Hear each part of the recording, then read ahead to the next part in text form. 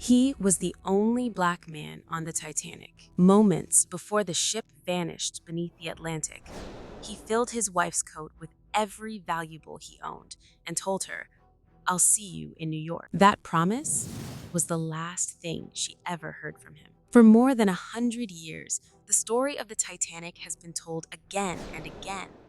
The glitter of first class, the sudden collision, the frantic evacuation, the heartbreak of loss. We remember millionaires and captains. We remember brave crew members and musicians who played as the ship went down. But one story went missing, almost erased. Joseph Philippe Lemercier Laroche, the only black passenger aboard the RMS Titanic, disappeared from history's retelling. For generations, few even knew he existed. Joseph's beginning. Joseph was born on May 26, 1886, in Cap Haitian, Haiti. He came from a prominent, well-connected family.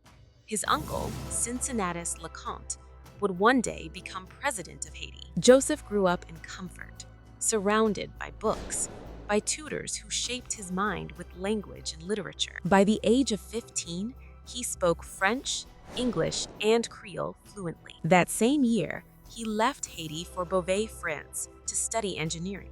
And he excelled. Brilliant in mathematics, gifted in mechanics, focused, driven, precise. In 1907, Joseph earned his engineering degree. A promising future waited, or so it should have. Love and family. Then came Juliette Lafarge, the daughter of a Parisian wine merchant. They fell in love quickly, deeply, without hesitation.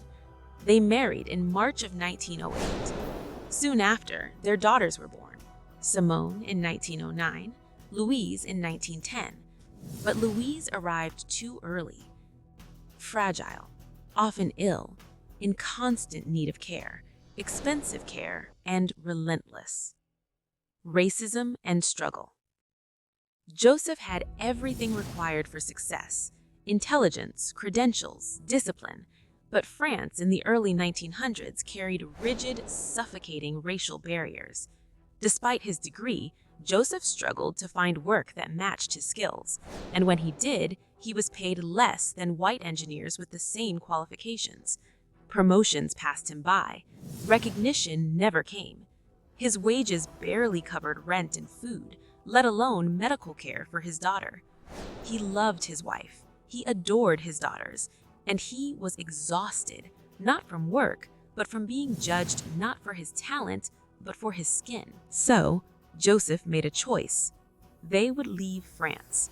They would return to Haiti, where his education was valued, where a university professorship awaited him, where dignity was not conditional. Their third child was on the way, and Joseph wanted that baby born into hope, not discrimination. His mother celebrated his return by purchasing first-class tickets on the liner La France. But there was a rule. Children could not dine with their parents in first class. Joseph refused.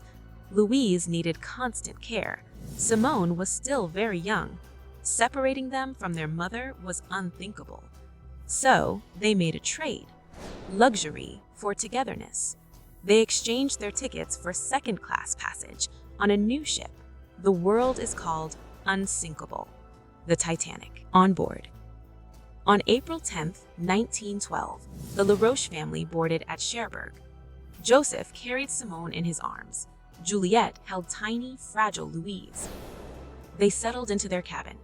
Juliette wrote letters home, describing the ship's elegance, the courtesy of fellow travelers.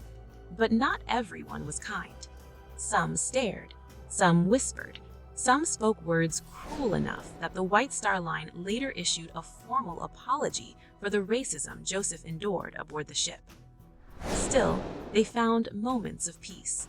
Meals together, walks on deck, dreams of Haiti, of a life built on dignity and respect. The night.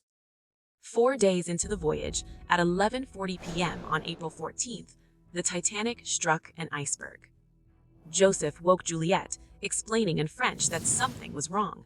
She depended entirely on him. She didn't speak English. She couldn't understand the shouted orders echoing through the corridors. Joseph dressed the girls, fastened their coats, urged Juliette to layer for warmth. When they reached the boat deck, chaos surrounded them. Women and children first. Joseph understood exactly what that meant. Men were being turned away, even wealthy white men. His chances were slim to none. Farewell. Joseph placed their money and jewelry into Juliette's pockets. She would need it to survive, to care for Simone, for Louise, for the unborn child she carried. He lifted Simone into the lifeboat, then gently placed Louise into Juliette's arms, and before the boat descended, he leaned close and said, "Take this, you'll need it. I'll catch another boat. God bless you. I'll see you in New York." Juliette watched the lifeboat lower, watched the distance grow, watched Joseph standing alone on the sloping deck of a dying ship. She never saw him again. Aftermath.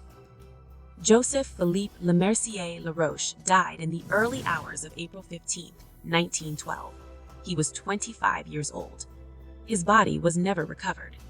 Juliette and her daughters were rescued by the Carpathia. They arrived in New York on April 18th, alone.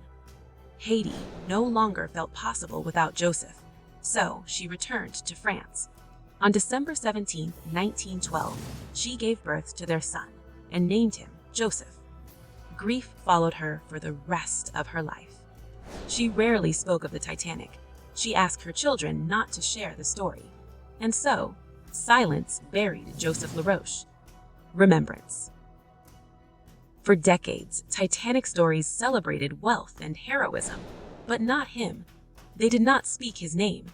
Until the 1990s, when a descendant found his photograph and began searching. Records confirmed it. Survivors remembered him. The truth emerged. Louise, the baby he saved, lived into her late 80s. In 1995, she returned to the SS Nomadic and touched its deck once more. She never forgot her father, who gave her life. Closing. Joseph Laroche's story challenges the mythology of the Titanic. It forces us to confront what was ignored, that even in disaster, racism shaped who was remembered and who was erased. He deserved dignity. He deserved to work freely, to raise his children under a Haitian sky, to hold the son he never met. Instead, he was given only a goodbye, a sinking ship, and decades of silence. Now the silence is broken. Now we speak his name. Joseph Philippe Lemercier Laroche. He never made it to New York, but at last, his story has. If this story moved you, if it reminded you that history often forgets the quiet heroes, please like this video, subscribe to the channel, and share it so stories like Joseph Laroche's are never erased again. And tell me in the comments, whose forgotten story should we tell next? Thank you for listening.